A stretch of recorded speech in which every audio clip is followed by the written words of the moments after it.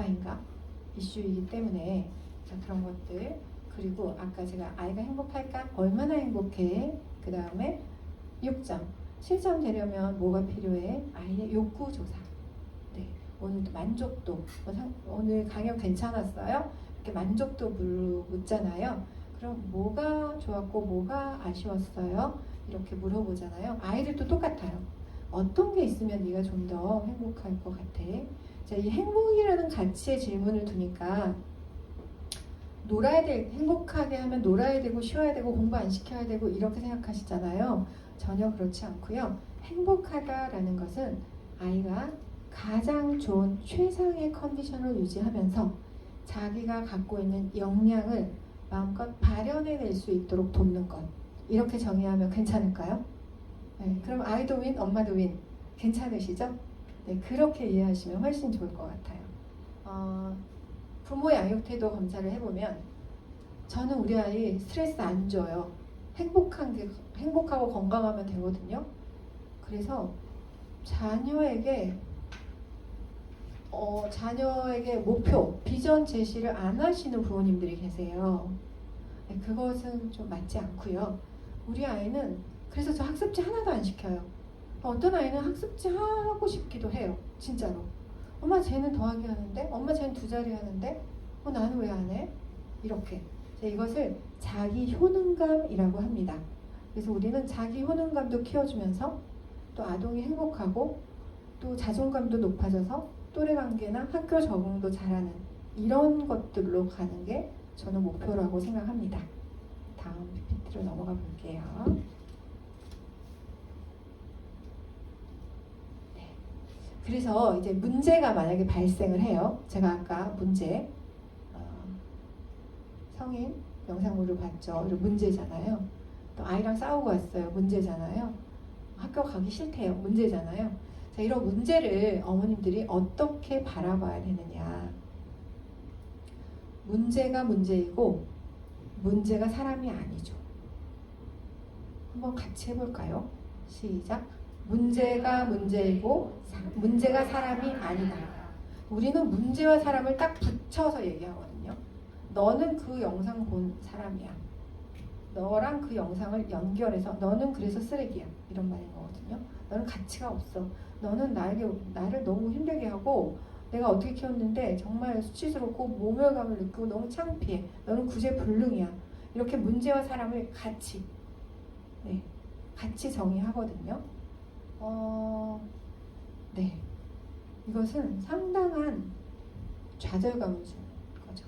특히 엄마 머리 안 감아도 엄마 양치 안 해도 아이들 와서 뒹굴고 사랑을 갈구하고 친밀하고 싶고 아이들은 문제 행동이 발현됐을 때 불안할 때 스트레스 받을 때 그때가 가장 사랑이 필요한 시점이에요. 가장 인정받고 싶은 시기예요. 그러니까 태도가 어떤 태도여야 하냐면 너는 그런 애가 아닌데 어쩌다가 이런 걸 했지. 엄마가 너를 알고 싶고 이해하고 싶어. 그리고 너를 도와주고 싶어. 라는 태도여야 한다는 거죠. 그래서 부모님은, 어머님, 아버님은 평가자, 판단자가 아니라 도와주는 사람. 네, 도와주는 사람이어야 된다는 거죠. 그래서 문제가 문제이고 문제가 사람이 아니다. 문제가 문제이다. 문제가 문제이고 문제가 사람이 아니다. 저희 이제 제 사무실에는 항상 티슈 케이스, 어머니들 많이 우시니까 티슈 케이스가 있어서 제가 티슈 케이스 한 장을 이렇게 뽑아요. 뽑아서 자, 사람과 문제를 분리하라. 분리해야 합니다.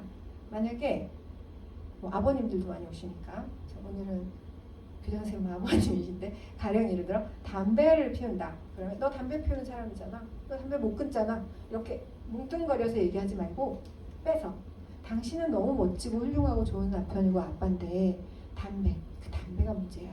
우리 어떻게 담배를 좀 끊어볼까? 우리 금연 클리닉 하니까 도움을 받았다던데 이렇게 문제를 보는 시각으로 바뀌어야 합니다. 아이들도 마찬가지예요. 엄마가 만약에 무슨 요리를 태웠어요. 그러면 태울 수 있잖아요. 중동 지역 어느 국가는 이혼 사유라고 해요. 여자가 음식을 태우면 이슬람 국가에서는 사유 중에 하나라고 합니다. 근데 우리 흔히 실수할 수 있잖아요. 그러면 엄마가 실수할 수 있지. 이렇게 이해해 주는 게 좋잖아요. 너 음식 태운 사람이잖아. 엄마 음식 제대로 못하잖아. 그때 음식 태웠잖아. 어떠세요, 기분이? 굉장히 이게 스티그마거든요. 스티그마는 뭐냐면 예전에 미친 사람들을 여기다 인쉐인 해가지고 도장을 찍었어요. 너는 미친 사람이잖아. 그래서 사람과 정상인과 분리를 한 거죠. 그래서 아이들은 실수해요. 아이들은 미숙해요. 발달 단계이기 때문에. 그래서 어머님들이 계시는 거잖아요. 도와주시려고. 그런데 그것을 인쉐인, 스티그마, 너 그런 사람이잖아 라고 하면서 문제와 아동을 연결시켜서 바라보는 시각은 절대 안 된다는 거죠. 자, 문제와 아동을 연결. 그러면 문제 없는 아동이 없겠죠. 아까 완벽한 부모도 없듯이 완벽한 아동도 없을 거니까요. 있을 수도 있겠지만, 네. 그래서 문제와 아동을 분리하라. 반드시 꼭. 네. 그리고 불안해하지 않으셔도 된다고 저는 생각해요. 아이들은 실수해요. 괜찮아요. 네. 그런 이제 제가 아까 예를 드린 그런 어머님도 오셨지만 비슷한 많은 케이스들이 있는데 하늘이 무너졌다는 생각을 하세요. 하늘이 무너졌어요. 너무 힘드세요. 그런데 너 때문인 거죠. 그래서 그 아이에게 자신의 수치심, 분노, 모멸감, 이런 것들이 다 쏟아져 나가거든요. 그러니까 너는 음식물 쓰레기나 갖다 버려. 이렇게 되는 거죠. 자, 엄마가 요리를 하다가 음식을 태웠어요. 너 요리 못하잖아. 당신 요리 못하니까 비켜. 너는 그냥 쓰레기나 버리고 음식물 쓰레기나 갖다 버려. 우리 엄마 불러서 요리할 테니까 당신은 음식물 쓰레기나 버리고 옆에서 설거지나 도와드려. 한 번 딱 태웠는데 어떠세요? 나 딱 한 번 태웠어요, 요리. 억울하죠? 또요? 수치스럽죠? 감정을 한번 말씀해 보세요. 모멸감. 내가 존중받지 못하는 거죠? 그죠? 내 자리를 잃어버리죠? 네. 제가 이렇게 아이들 편이 되어 가고 있어요.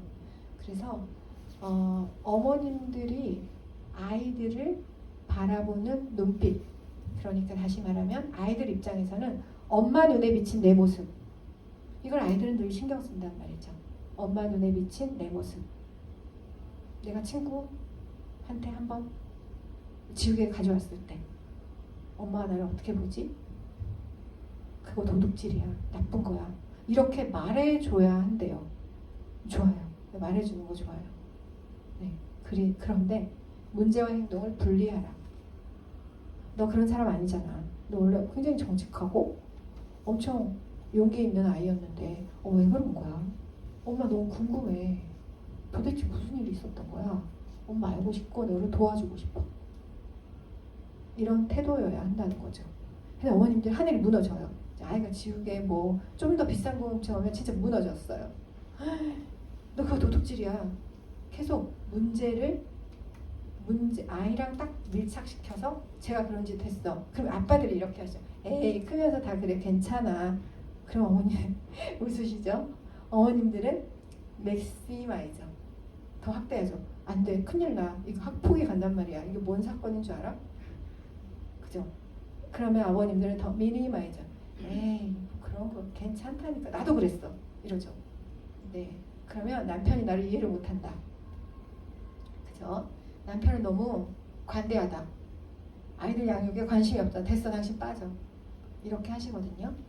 자, 문제로 바라보는 건 좋습니다. 근데 문제를 분리해달라. 네. 문제를 뚝 떼어내서 문제를 정의하는 건 좋습니다. define, 문제. 이거는 절대 안 되는 문제야. 자, 이때 태도는 끝까지 부드러워야 해요. 격앙되지 말고 그 대신에 컨텐츠, 내용을 구성하셔야 됩니다. 이거는 엄마가 너 사랑해. 근데 이건 절대 용납할 수 없어. 엄마가 너 엄청 잘해줘. 너 사랑하는데 이건 엄마가 허락할 수 없어. 자, 태도는 끝까지 존중하고 부드러운 태도이고요. 컨텐츠, 내용에 대해서 어머님들이 구성하셔야 해요. 내용을 굉장히 단호하고, 그런데 반대죠. 태도는 거칠고 내용이 없어요. 이거 뭐야? 너 또 그랬어? 이렇게 태도는 굉장히 공격적이고 내용은 없어요. 그러면 어떻게 느끼느냐? 엄마가 나를 싫어한다. 거절감. 네. 그래서 아이들이 더 문제 행동을 하게 되죠. 왜요? 더 관심 받아야 돼. 됐어. 너랑 말 안 해. 네. 그래서 아이들이 수용받지 못하고, 제가 아까 말씀 뭐라고 드렸냐면, 아이들이 문제 행동을 일으켰을 때, 또 실수했을 때, 또 불안할 때, 두려울 때, 그때가 가장 엄마의 사랑을 갈구하는 시기다. 그죠?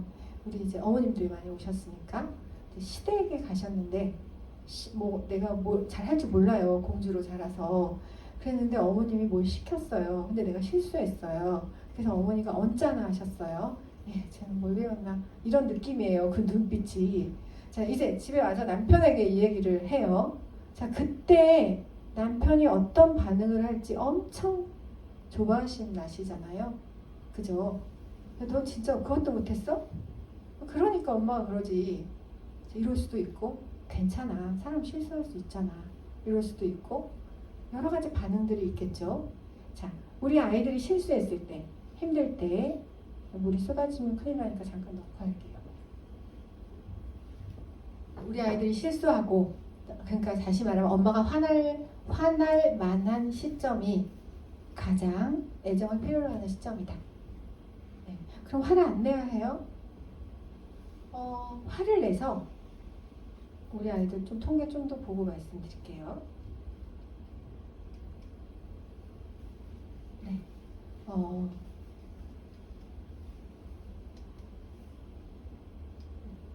방금 제가 말씀드린 가치의 조건화, 그리고 태도와 내용. 자, 우리 아이 얼굴 한번 보세요. 그러면 화를 안 내야 해요? 라고 어머님들이 말씀하시거든요. 우리 아이들 통계가 있는데요. 아이들한테 물어본 거예요.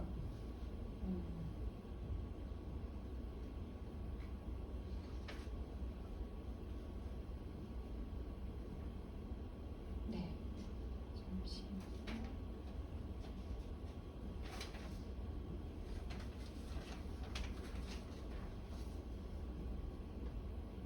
네. 아이들의 30에서 40%가 집에서 단단한 물건으로 맞은 경험이 있다. 또 아이들의 11%가 내동댕이 쳐지거나 밀쳐져서 넘어뜨림을 당한 경우가 있다.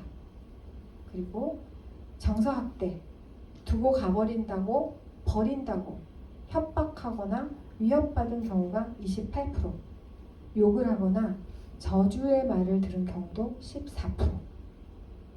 네. 저 한 번 그랬는데요. 우리 가족에게서, 부부 관계에서, 시어머니와의 관계에서 우리가 욕하고, 아까 음식 태웠다고 이 쓰레기 같은, 너 뭐 배웠어? 우리 한 번 그랬는데, 딱 한 번 그랬는데요. 5년 동안. 괜찮으세요?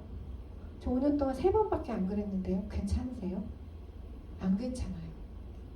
네, 절대 안 괜찮아요. 자, 이것들이 저희가 SCT 진행해보면 고스란히 나와요. 이걸 우리가 미해결 과제라고 말을 하는데요.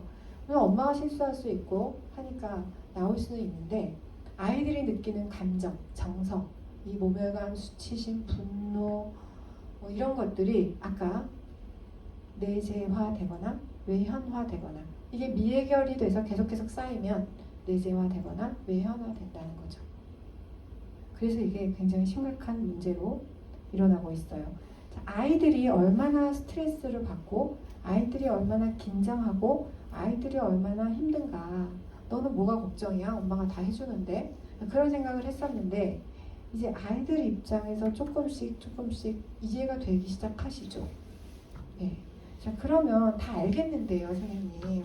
원장님 다 아는데, 근데 저도 진짜 할 만큼 하거든요. 실제로 어머님들이 정직하게 말씀하세요. 욕을 하셨대요. 엄청 심한 욕들을 많이라고 엄청 심한 욕을 해요. 화가 났을 때. 네, 하셨어요. 그리고 미안하다고 해요. 그러면 아이들은 엄마의 사랑을 잃으면 안 되기 때문에 괜찮다고 해요. 괜찮아. 이렇게 해요. 그럼 어머니들이 잊어버리세요.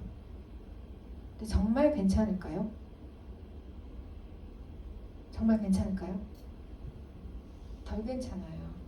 네, 안 괜찮아요. 네, 특히 아빠들은 과격하게 아빠들이 한 것들 더 심각하게 제가 말씀을 드릴게요.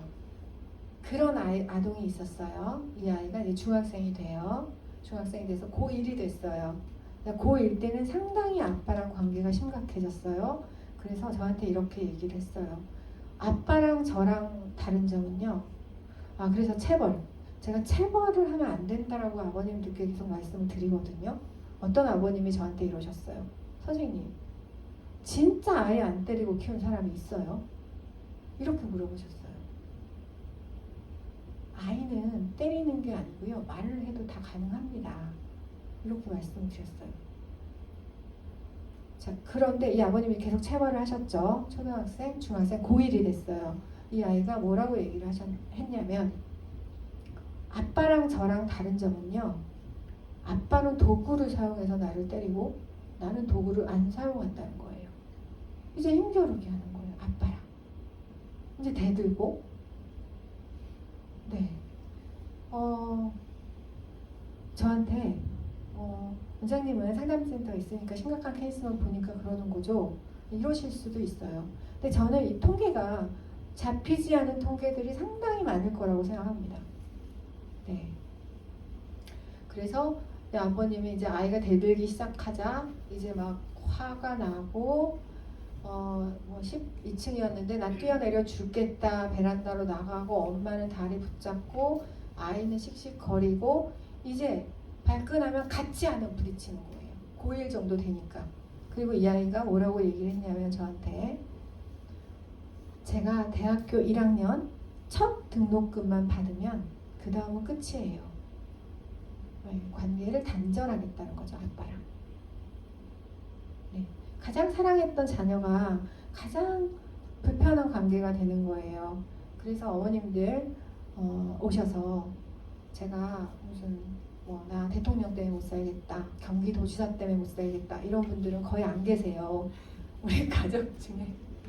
네, 도지사가 정치를 못해서 대통령이 뭐 국회의원 누구 때문에 나 진짜 못 살겠다 이러지 않으세요. 가족, 가장 사랑하는 가족. 네, 누구 아빠 남편 때문에, 아이 때문에, 딸 때문에, 또 아내 때문에. 자, 가족 관계가 이렇게 가는 경우가 많이 있다는 거죠. 그것을 우리는 이제 미연에 알고 대처하고. 그래서 이 학부모 특강 너무 좋은 것 같아요. 또 이 세비 초등학교 너무 아름다워요. 여기도 너무 좋아요. 아늑하고. 네, 너무너무 필요합니다. 왜냐하면 사회가 바뀌기 때문에 제가 보통 이제 방금 아까 제가 말씀드린 아빠랑 아들이랑 싸워가지고 아빠가 창문 뛰어내리겠다 이런 얘기는 뉴스에서나 보시는 거잖아요. 저는 굉장히 많이 만나고 있고 아까 8,200 가족 중에서 많은 부분들이 거의 가족 갈등이죠. 네, 그렇기 때문에 훨씬 더 피부로 접하고 있고 이것들이 이제 숨겨져서 오픈이 안 된 경우가 상당히 많기 때문에 나와는 먼 얘기다라고 생각하실 수도 있지만 자칫 그런 것들이 키워져 나갈 수 있다. 아이와의 관계, 부모 자녀 관계가 건강하지 않으면 또 건강한 사회인으로 자라나는데 어려움이 있을 수 있다 하는 통계들이 너무나 많기 때문에 학부모 특강 너무 중요하고요. 부모님들은 계속 새롭게 배워야 하고요. 나는 나 때는 그렇게 안 했잖아. 난 그냥 놔둬도 잘 자랐는데 학교 갔다 오면 숙제 먼저 하는 거지. 그러기 쉽지가 않습니다. 시대가 바뀌었고 아이들을 유혹하는 것들이 너무 많고 어른들이 내놓은 덫에 아이들이 걸려들고 있는 것 같아서 한편으로는 너무 미안해요. 네, 너무 미안해요. 그리고 저는 정말로 이렇게 자녀들을 키우고 계시는 어머님들을 되게 응원하는 마음이 커요. 참 힘든 과정, 어려운 일을, 위대한 일을 하고 계시는구나. 이런. 네. 그래서 우리 아이들 잘 돌봄, 케어해야 되겠지만 또 이 아이들 잘 꿈과 비전을 갖게 하고 이 아이들 또 건강한 정서 소통해야 하고 또 먹거리 건강하게 챙겨 먹여야 하고 얼마나 바쁘시잖아요. 네, 그러셔서 오늘 이제 가족 내 아이들의 어려움, 아이들과 어떻게 소통하면 좋을지에 대한 구체적인 기술 그런 것들을 좀 진행하려고 하는데 제가 아이들 쉬는 시간과 다르게 쉬는 시간 드리고 싶어서 지금 잠깐 쉬면 좋을 것 같습니다. 네, 지금부터 10분간 쉬고 2부 시작하도록 할게요. 네.